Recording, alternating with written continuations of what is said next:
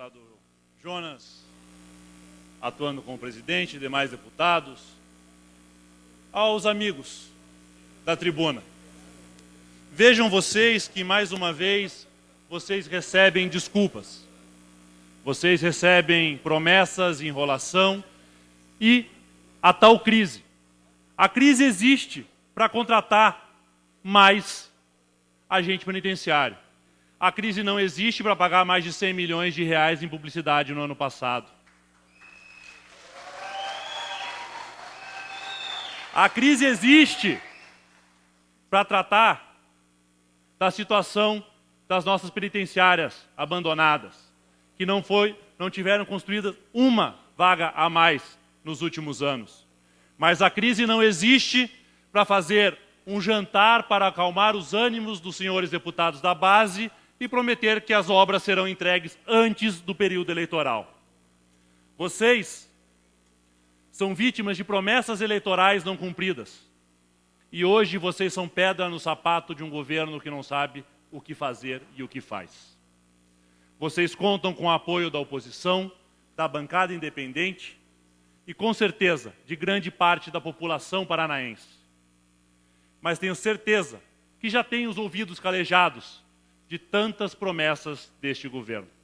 Contem conosco para reivindicar, contem conosco para exigir condições de trabalho e contem conosco para que o governo cumpra aquelas promessas que fez tão bonitas no programa eleitoral.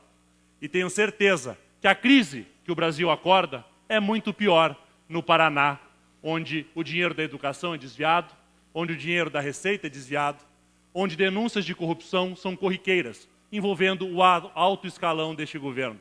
A crise só existe para ajudar quem precisa, porque a crise não existe quando é para gastar dinheiro fazendo falsas promessas na mídia. Contem conosco.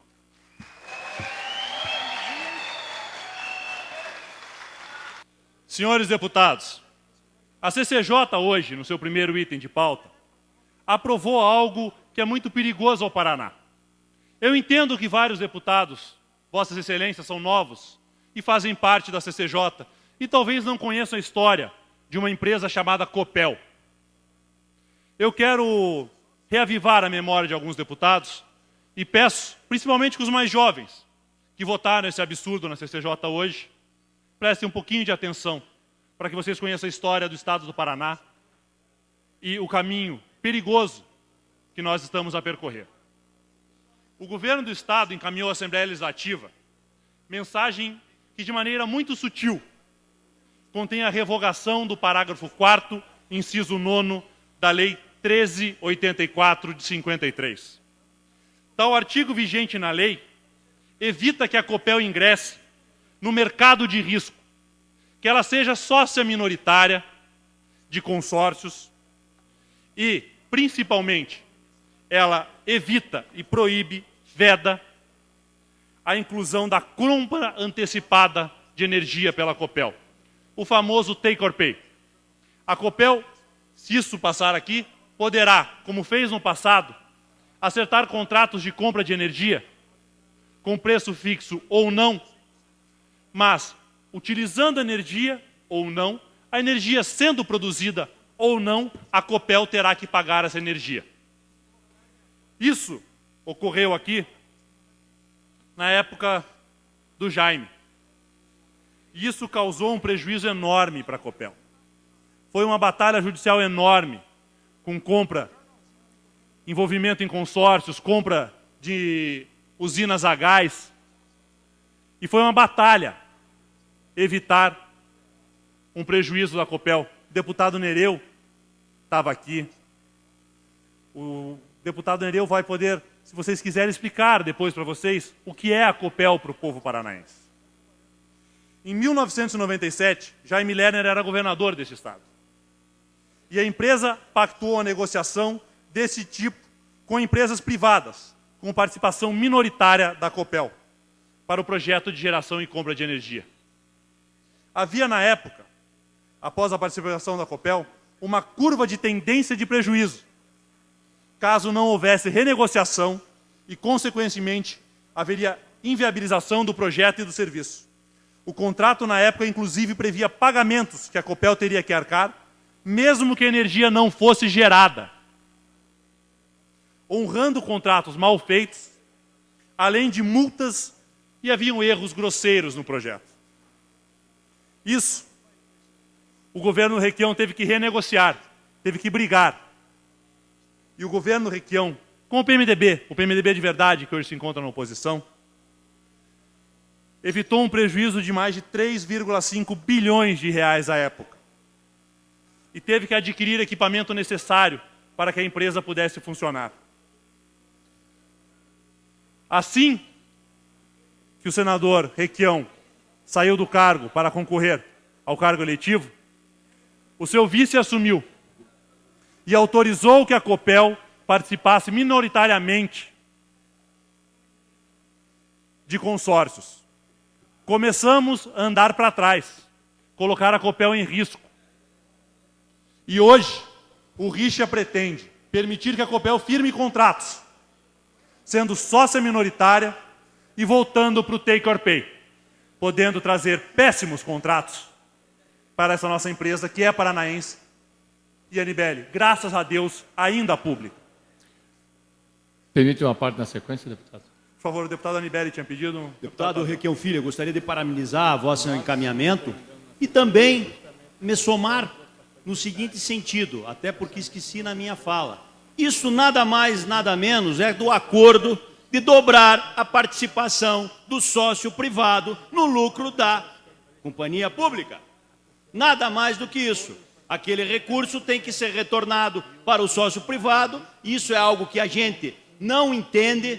O secretário Mário Ricardo veio aqui, por 2 vezes eu perguntei, amanhã também vou indagar. As respostas dele são muito subjetivas, ele não diz o porquê que tem que ser feito isso. Nós viemos de um governo que efetivamente, não, além de não aumentar a luz, o lucro do sócio privado era o mínimo que existia na previsão legal, ao contrário deste governo que dobrou para ajudar os seus amigos sócios privados.